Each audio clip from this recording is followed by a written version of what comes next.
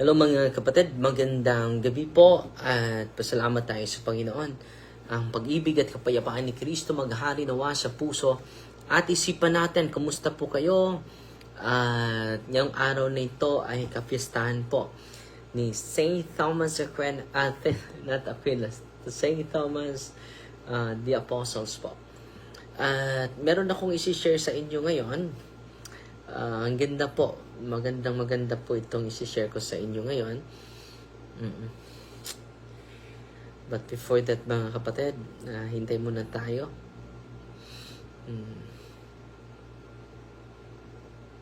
Si Nini Karanggit nanood sa atin ngayon. Si RJ, si Rachel Askin nanood sa atin ngayon. Kumusta po kayo?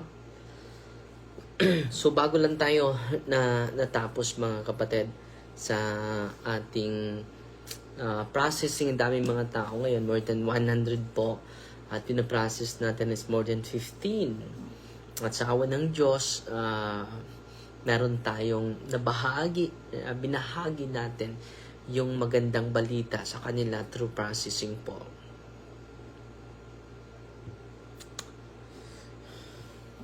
Si Francisco Edosa nanood sa atin. Si Anisha Uro Inok nanood sa atin. Si Lorita Taray Aurelia. So, yung masamang balita mga kapatid, yung kapatid ng tatay ko ay pumanaw. Si Tio Junior Iruy. Kanina pa. So, ipagdasal nyo po si Tio Junior, yung kaluluwa niya, at nakatanggap na din siya. Nung huling bumibisita ako, nakatanggap siya ng sacrament, nakatanggap siya ng anointing of the sick, nakatanggap din siya ng plenary indulgence po. Si Alkin Pacquiao, Father, akong papanayhabak, no? Dapat yun, yung mga amulet natin ay isurrender talaga yan. At wag magpa so false knowledge, ito po, no? False knowledge is very dangerous po. So meron tayong ito yung isi-share ko sa inyo mga kapatid sa gabing ito. Merong American National, kahapon dumating sila, and then kanina first time natin na-accommodate sila kasama yung pamilya niya, no? Galing pa sila sa Ohio ba yan? Saan ba yung Ohio? Condolences, salamat po kapatid. Ohio. So, US citizen, isa siyang police, no?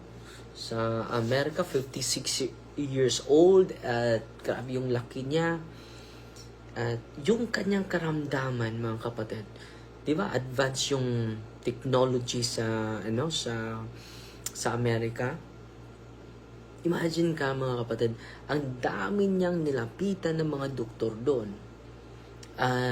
Yung kanyang asawa mga kapatid ay Pinay. At babalik sila bukas po dahil meron tayong series na prayer para sa kanya, and then dahil babalik na sila sa sunod na araw. So ng July 8. So pinabalik natin, and then natitingnan natin, na obserbahan natin. At alam nyo mga kapatid, during sa prayer natin kanina, ang cross, ordinary cross po, no, na lagi nating ginagamit, nilagay ko sa kanyang paa. Grabe, no, nag-react, no? At hindi naman siya sumigaw ng grabe, pero ganon, no? At yung mukha niya, makikita niyo yung grabing reaction. Kung ordinaryo lang na sakit yon, di ba, kaya ng mga doktor yon, dahil expert, and then advanced na po yung mga kapatid natin sa ibang bansa, mga kapatid. Anong masasabi mo sa BBM administration, Father? So, ipagdasal natin at sana po ang ating presidente, unahin niya yung pinaka-importante po. Especially sa mga makikita natin na grabe yung corruptions at walang pinipinigan dapat. Pero, no, mananagot din kapag hindi siya maging dedicated sa kanyang serbisyo. Katulad din sa nangyari sa ibang mga pangulo, mga kapatid. No? After sa kanilang posisyon, sa kanilang power, ang nangyari, sila na din yung inuusig, sinisingil sa hustisya, mga kapatid. So, yun kanina, grabe yung reaksyon ng American National, no? At nung nilagay ko po yung Holy and Exorcise Oil, kahit tinitingnan ko yung likod niya, normal na normal po. Walang namamaga, walang, yung likod niya ay normal talaga. Kung tingnan mo yung likod niya, normal na normal. Parang walang sakit. Pero nung ilagay natin yung Holy and Exorcise Oil, grabe yung reaction niya, nanginginig, no? At sabi niya, nung nilagay ko yung cross sa likod niya, sabi niya sa akin, Father, bakit mainit yung speak in English, no? Why the cross is very hot, no? And then, alam nyo, sabi niya sa akin, so I receive a lot of medication in my country, but there's no improvement, there's no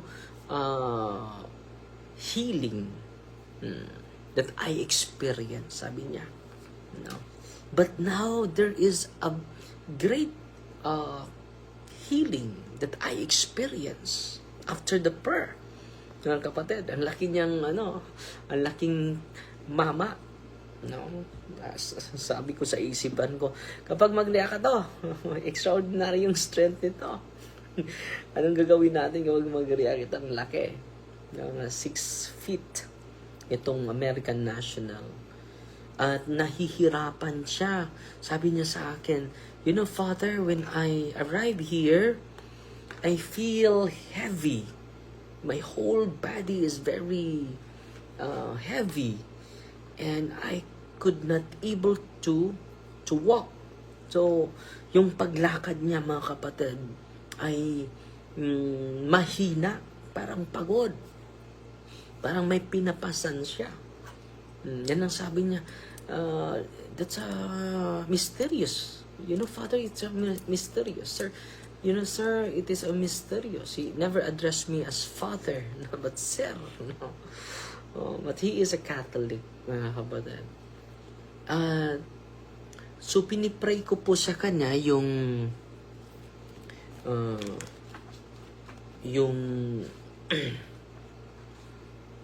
dahil ito yung while nakikinig ako sa asawa niya, bibigla sa lugar nila, sa kanilang bahay, bibigla lang ma-own yung yung television kahit walang nag-own, mga kapatid.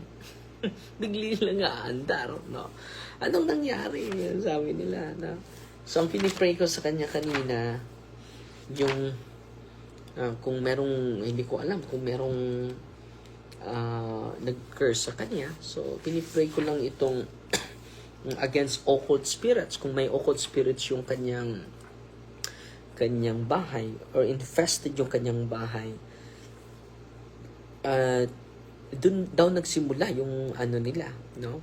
So, yung sakit niya, dun sa bahay niya, 3 years na yung na-retire siya, early retirement siya dahil sa kanyang sakit daw. No? At alam nyo, nag-react talaga siya sa prayer, mga kapatid. Makikita natin, yung mukha niya parang nagigiba. Ganon. While we are praying the prayer against the occult spirits indwelling in their house. No? Ito yung pinipray ko. Churo ergo te omnia simon. Grabe. Pinupunasan natin yung likod niya ng holy. Grabe. Ang sakit. At nilagyan natin ng cross. Mainit daw. So dito, mga kapatid, galing na siya sa maraming mga doktor sa loob ng 3 taon. Dahil na na natigil siya sa kanyang pagtatrabaho bilang pulis dahil sa sakit niya na nalilito na yung mga doktor. Pero salamat tayo kay Kristo, no? Iniwan niya yung simbahan niya because of His great love sa atin. At nagtayo pa siya ng mga sacraments. Wow! No? Hindi lang yan, mga kapatid. Binibigay pa niya yung mga sacramentals ng simbahan. So, anong sabi ni Kristo? Tuwang-tuwa po yung itong American National kanina, mga kapatid. Dahil tinanong ko siya, can you grade it, the improvement of your health from 1 to 10, the highest is 10. So, I think 7, Father. I think 7. Wow! No? Sa maraming doktor nilapitan niya, kahit 1% daw, hindi daw nag-improve yung kalagayan niya. Praise the Lord. Salamat sa ating Panginoong Hesukristo. At ito po, very inspiring po ito ha. Sinishare ko po ito para yung mga pari po na nakinig sa atin, maibigay natin yung dapat maibigay natin, yung sacrament, yung sacramentals, at yung prayer ng simbahan, mga kapatid. Very effective po ito. Especially kung ang karamdaman nyo, ang origin ng sakit ninyo ay oppression, demonic oppression. Ano bang sabi ni Kristo po? Ang sabi ng nakasulatan po, ito po, ang ganda po nito, Acts of the Apostles, maka-inspire po ito sa mga paring nakikinig ngayon. Kung ang albularyon niya may pinagaling kahit hindi sila naordinahan, hindi naman kapangyarihan ni Kristo ang galing sa kanila. So ngayon, kung sila ay nakapagaling, lalong-lalo na lahat ng mga kaparian, kung ma-educate natin, ma-empower natin yung mga kaparian, mga kapatid. Amen? So ito po. No. So ang ginagamit ko yung sacraments. Nandun si Father Il kanina. Father Il Otuhan, nandun sa office natin, nagbigay ng sacrament, mga kapatid. So anong sabi ni Kristo? Ni Apostol San Pablo? Acts, ito po, maganda po ito. Very inspiring po ito. Sa lahat ng mga pari at sa lahat ng mga parokyano at sa lahat ng mga supporters natin, mga viewers natin, nakikinig natin, go to your priest. The priest is the sign of His great love to all of us. No? Kung malaliman na natin, madipen lang yung kaalaman natin patungkol sa ating pananampalataya, mga kapatid. Okay. How God anointed Jesus of Nazareth. Acts of the Apostle, chapter 10, verse 38. How God anointed Jesus of Nazareth with the Holy Spirit and power, and how He went around doing good, and the devil, who are under the power of the devil, healing. Jesus is sent. Wait muna. Dito tayo sa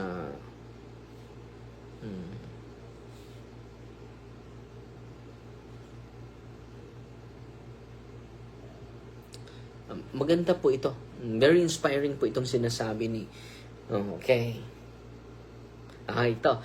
How God anointed Jesus of Nazareth with the Holy Spirit with power, who went around about doing good things, who went around doing good and healing, and healing all that were oppressed by the devil. Pinagaling ni Kristo ang lahat, all that were oppressed by the evil spirit, for God was with Him. So ngayon, mga kapatid, so sinong pinadala? Si Kristo po. At si Kristo ay nagpili sa maraming mga pari. At ang pari lang po, ito po ang pari lang po yung merong in persona Christi. Yung pari lang po ang in persona Christi, mga kapatid. Wala na pong iba. Sa parokya mo, yung pari lang yung in persona Christi. Bakit siya lang yung in persona Christi? Capites.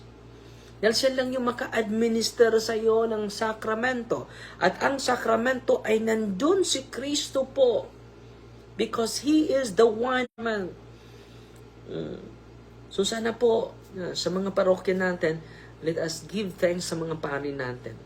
Especially yung mga pari na laging bumalik. Biglang nawala yung signal ko. Pasensya na po ha. So ito po ha. Ito po mga kapatid. Nawala yung signal ko. Pasensya na po. At salamat bumalik yung signal natin. Wait muna ha. So salamat sa mga maraming nagkukomento, no? At sa araw na ito ay founding 63 greetings natin sa mga Catholic Faith Defender. Before ako magpatuloy mga kapatid, greetings sa lahat ng Catholic Faith Defender sa buong mundo. Message, ito po yung message ni Father Fran Villegas, ating National Spiritual Director sa Catholic Faith Defender National. Message on the 63rd founding anniversary of the Catholic Faith Defenders. Happy anniversary to all the sisters and brothers of the Catholic Faith Defenders. As your National Spiritual Director, it is a joy to celebrate with you another year of steadfast dedication to the gospel and faithful defense of our Holy Mother, the Church, in a world increasingly marked by relativism and spiritual confusion. Our apostolate is more crucial than ever. We are called to cooperators veritas. John chapter 8. But always remember that true apologists is never about winning an argument. It is about winning a soul for Christ. Let our defense of the faith always flow from a deep personal encounter with Jesus. Ang ganda nito. Deep and personal encounter with Jesus in the sacraments, so that our words carry not just the weight of logic, but the warmth of His love. 1 Peter chapter 3. Ang ganda, no? Ng message sa ating National Spiritual Director. Looking forward, I urge you, dear CFD sisters and brothers, to put on the full armor of God and continue our formation with both intellectual rigor and deep humility. Let the truth we proclaim be matched by the charity of our lives. For it is true love, the hearts are truly open to the truth. May the Holy Spirit grant us wisdom, courage, and perseverance in every debate, dialogue, and lecture we engage under the mantle of the Blessed Virgin Mary, Fides Sapiente. May we continue to go forth boldly, valiant legion of Christ, to defend the faith with CCC, clarity, conviction, and charity. Ganda. Happy anniversary and may God bless us all abundantly. Pro Deo et Ecclesia. So, salamat, Father Fran. So, yun po mga kapatid ha. Balik tayo. So, ito po ha. All of the oppression that were, and healing all that were oppressed by the evil spirit. So, yan po. Marami pong gagaling. Kapag yung sakit mo is oppression, purely oppression po, wala pong doktor makapaggamot yan. Kapag purely oppressed po, kaya nga magsagawa tayo ng kailangan tayo punta sa doktor, punta din sa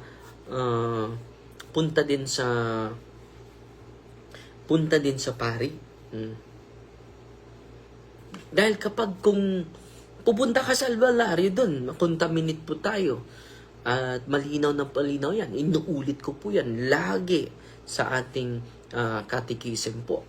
No? Lagi ko po yung inuulit sa catechism natin.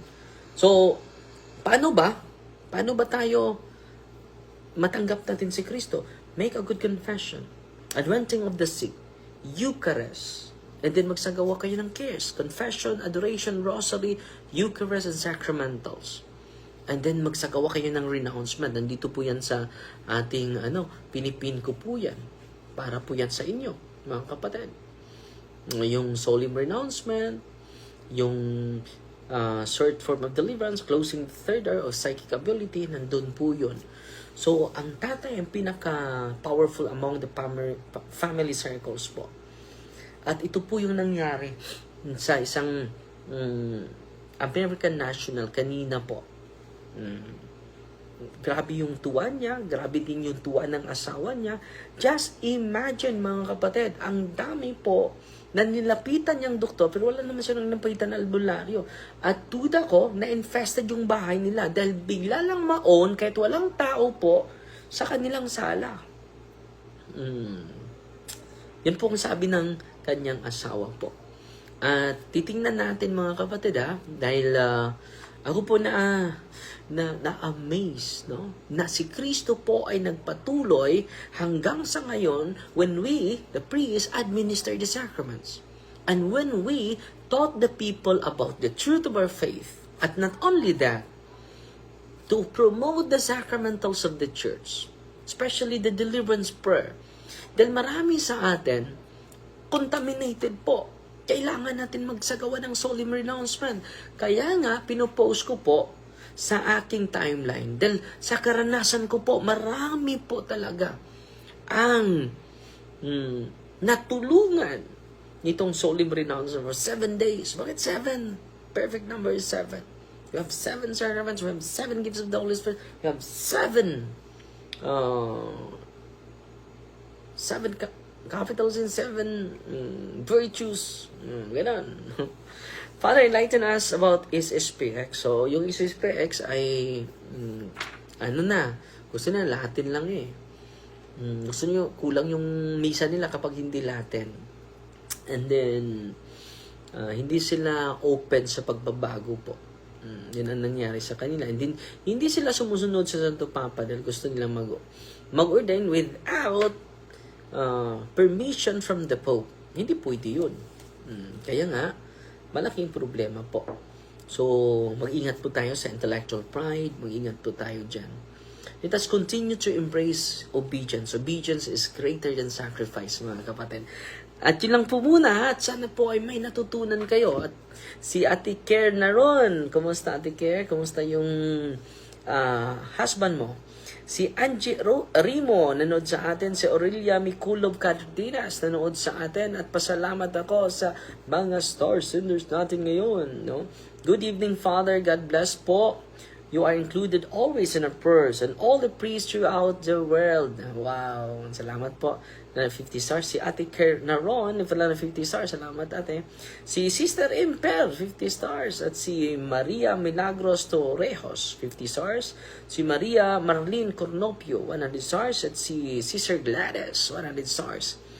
Okay, salamat Lord sa tanan nimong kaayo. Og salamat din kay Father Darwin. God bless. Si Ififania Coran. Si Anton Velia nanood sa atin. Si Merlin Paluga. Amen. Si Anisha Uruinok nanood sa atin ngayon. At maraming nanood sa atin. Si Ami Dakuba na Ilga nanood sa atin.